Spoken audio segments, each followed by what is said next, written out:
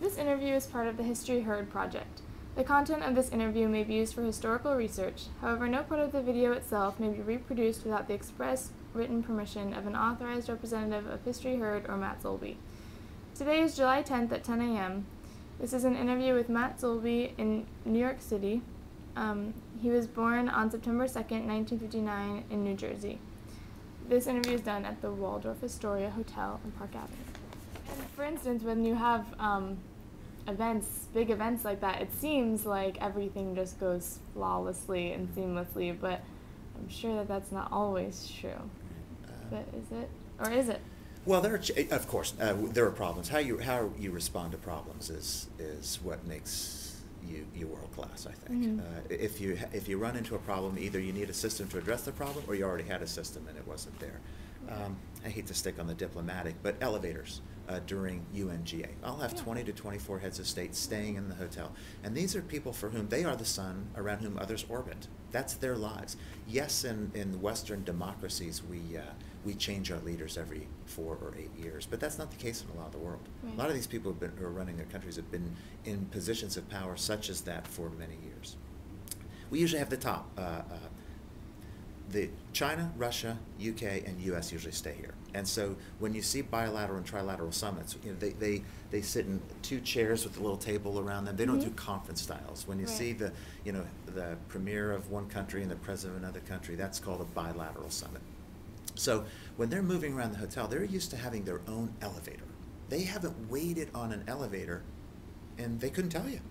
When they walk into an elevator lobby, there's no pressing the button now. Somebody's been waiting with that elevator held open, and they've got a key that keeps it on manual for half an hour in case he wanted to leave early. And that's his elevator. That's the way he lives his life everywhere he goes.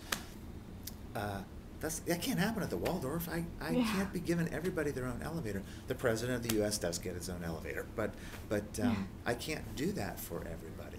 So that creates a little bit of conflict. Does that make sense? Yeah. Definitely. When the president comes to the Waldorf, is it a big pressure, stress kind of thing, or since you said that it happens all the time, then is it not as big of a deal? Well, it really only happens 2 or 3 times a year. I have other heads of state here throughout the year, but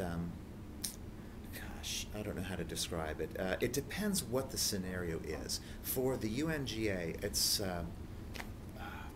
it's roads closed around the hotel. It's the Bolliards outside the hotel. It's looking out on 50th Street and seeing the heads of 300 Marines. It's seeing snipers on the roofs around us. It's going to housekeeping. We've got a cantilevered building. It kind of is this type of thing. We've got little balconies throughout the building, and you go into housekeeping. There's a little balcony, and there's a guy swatted out. So it's very different. I like that. I like that energy. I like that intensity. But ultimately, the service components associated with the president I don't feel them at all. He has his own service staff. We don't serve him his room service. We'll send it up to a floor above him. In fact, we're one of the rare hotels. We might be the only hotel that prepares food for him. He typically has his own chef, and they would control the entire food supply. But we do prepare the meals on some occasions, most occasions. But I think it has to do with the length of time that he's been here. So anyway, there's a process to do that. We do have one chef that'll come and be in the kitchen here and prepare for some of his small cocktail parties, but still it's just one of our guys.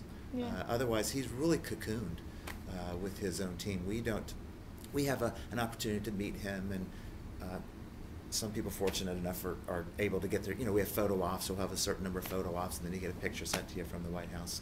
But ultimately, we don't deal with him that much. Now, it may mean metal detectors at the entrances, and for specific periods of time closing down all but one entrance so we can really understand who's entering our building. But it's not harder to do your job. It's a little quieter in the building.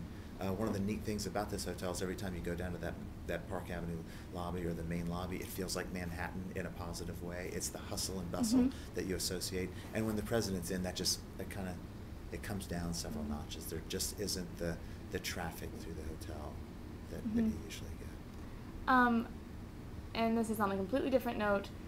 Do you feel at all funny about how they redid the Plaza? And that was an iconic hotel as well.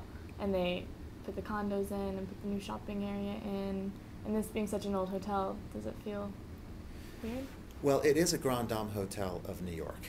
It's so different than it was. I know for native New Yorkers, it was an emotional experience, and it would be the same if anything happened to the Waldorf. Exactly. You know, on that level, I kind of get how New Yorkers perceive it. I love Milton Friedman as an economist. He believed. I wish more people would listen to and read Milton Friedman. I think anyway. Maximize shareholder value is the one and only role of management. And the Plaza was losing money. That's not a workable scenario. People don't understand the costs associated with running a business in New York. If I were to share with you our property tax every day, you would not believe me. You would not understand how we can stay in business. The Plaza, I would guess, was running at 85% occupancy, and I would guess their rate was over $400, and yet they lost $1.5 million a month Oh my gosh. in an 800-room hotel. So this is a lot of rooms to cover, to absorb your fixed costs, that property tax, the lighting, the labor. The labor in New York is absurd in terms of how difficult it is to manage what most people think is a variable cost. That was the natural progression of events. Newton's third law of motion was alive and well with the death of the Plaza. For every action, there's an equal and reverse reaction. And if you tax an entity, every time it moves, if you don't allow them to manage their labor, if you allow unions to own that hotel, this story is writ large on our American economy right now. The Plaza was just a beacon telling us where we're headed. We're headed for the rocks. And by we, I don't mean this hotel. We have 1,400 rooms. We have more rooms to absorb some of those fixed costs, but we have to be very careful. We don't have pricing power today, and the Plaza had pricing power when they went belly up, and make no mistake about it, that is what happened.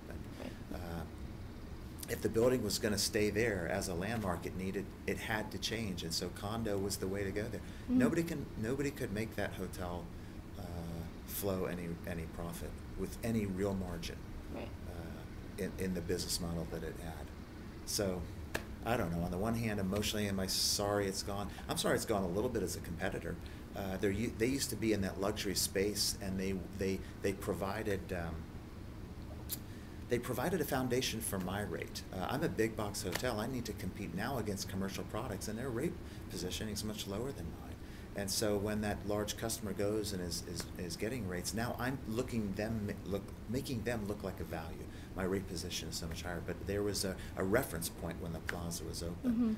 So from a business standpoint, my corporate office doesn't believe them when I make this case, and there are some countervailing points to make, but having the Plaza gone from a competitive perspective, I'm not sure is positive for us. Yeah, that makes sense. Well, thank you so much. Okay, you're very welcome.